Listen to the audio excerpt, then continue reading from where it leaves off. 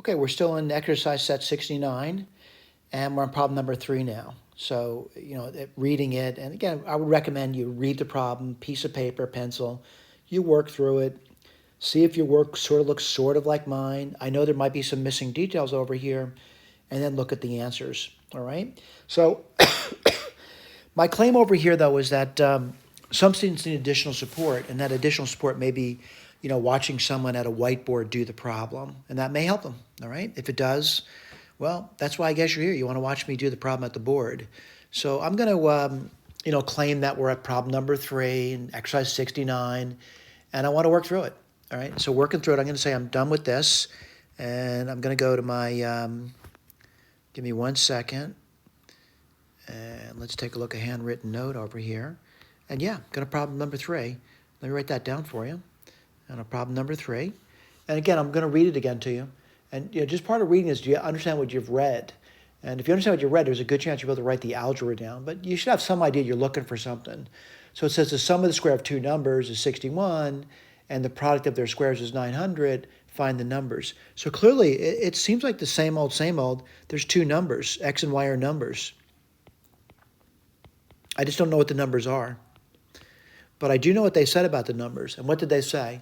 They said the sum of the squares of the two numbers. So let me write this down. X squared plus Y squared would be equal to 61, right?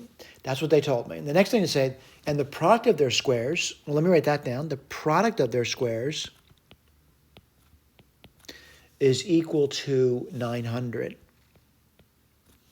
So my claim over here, kind of looking at it, I realize the squares might be a distractor, but, you can make a substitution to do the problem. What I mean by that, let me write this down. U plus V equals 61. And then this would be UV equals 900. I think you get the idea what I'm doing, right? Just making a problem a little bit simpler. What am I saying U is?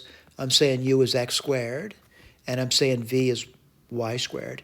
Now, again, this doesn't have to be done. I'm just saying you may want to think about doing this, all right? You're interested in seeing more variables in the problem. I realize that. But I'm simplifying it now. What do I get? Well, I'm getting a little better with the substitution. I'm going to write this down. So U plus, what's V equal to? Well, if I use the second equation, it would be 900 over, let's see, if I want to get V right, that would be over U, wouldn't it?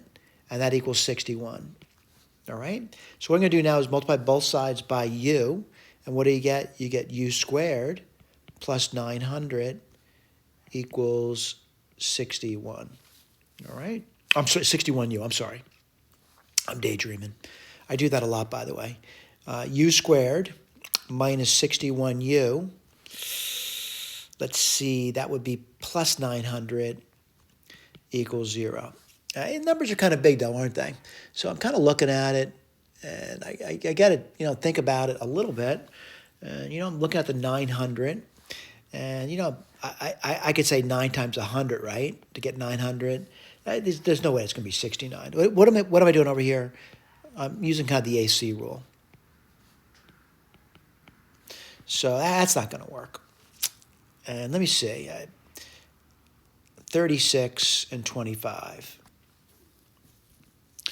Well, 36 times 25 is 900, and 36 and 25 has something to do with 61. This looks like a good try. So let's put this down. Whatever it says, I'll check it out. 36 and 25. So minus, and that works out beautifully. So what's U equal to? U would be 36. Or the other one would have been U equals 25. But you know what? I didn't want U. I wanted X and Y. And what was U equal to? U was equal to X squared. Let me write this down over here. X squared is equal to 25. I'm sorry. I'm looking at the other side, and that's 36 in this case, isn't it? 36, or X squared is equal to 25. So let's keep going. What do you get over here? X would equal plus or minus 6, and here X would equal plus or minus 5. All right? Now, again, I'm looking for two numbers. Now, suppose I have the two numbers. No, you don't have the two numbers. What are the two numbers? X and Y are the two numbers. All right, so what do I know about the relationship between x and y. I know they're squares. When added together is 61, all right? So certainly there's many ways to do the problem over here, but the bottom line, to do the problem, there's many ways to get an answer to it, but the answer is always going to be the same. So let me write this over here. X squared plus y squared is equal to 61. All right, where's this coming from? Right over here. Now, someone says, why don't you use this one over here? I could. I'm not saying I couldn't. Actually, you know what? The second one might be a little bit easier. So let me write that down. X squared. I'm going to erase this over here. The second one's a little bit easier. Easy is an opinion. So x squared times y squared is equal to 900. All right? So what's x squared? Whether it's plus or minus 6 would be 25, right? I'm sorry. I keep doing that, and I got to erase that again. If x is plus or minus 6, when you square it, whether it's plus or minus 6, it's still going to be 36, right? 36. Wow, this is convenient, isn't it? So what's y squared equal to? 25. So what do you get? Y would equal plus or minus 5. All right? Now, if I do this one over here, again, x squared times y squared equals 900. Don't be discouraged. X squared is 25. 900. And what do you get over there? Well, y squared would equal 36 then. And what would y be equal to? Plus or minus 6. And again, relatively simple. But again, I want to go back and realize there is a question here. And the question is find the numbers. And I think I found a whole bunch of numbers. But I want to write them down as ordered pair solutions to the problem. All right? Ordered pairs. And by the way, I know it's difficult, but I'll write these down. So I'm going to say, well, 6 could give me 5, or 6 could give me minus 5.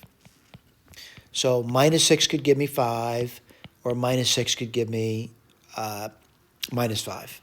All right, I got 4 there. Let's do the other one. All right, so what's the other one going to be? Well, x could be 5. And in that case, I could get 6. Or I could get, let me just shrink this down a little bit. The 5 could also give me minus 6. Minus 5 could give me 6. And minus 5 could give me minus 6. All right? How many solutions got? 1, 2, 3, 4, 5, 6, 7, 8. So we get 8 separate solutions. Again, I would strongly recommend you look at the original document, right? Look for a graph of that. And I want to point out, if you're looking at the graph of that, what you're going to see is a pretty interesting looking graph. But what I'm going to do is identify that there's going to be 2, 4, 6, 8 solutions intersecting. And what figure is that? In your document, you should be looking at figure number 191. And in present document, that's on page number 1280. I'm sorry, I put this up. Page number 1228. By the way, the reason I put graphs in, Wells couldn't have done that. All right, they just didn't have the manpower to make graphs like this. And what's happened nowadays? It's no longer manpower. It's my machine that made that graph, and it does it very quickly.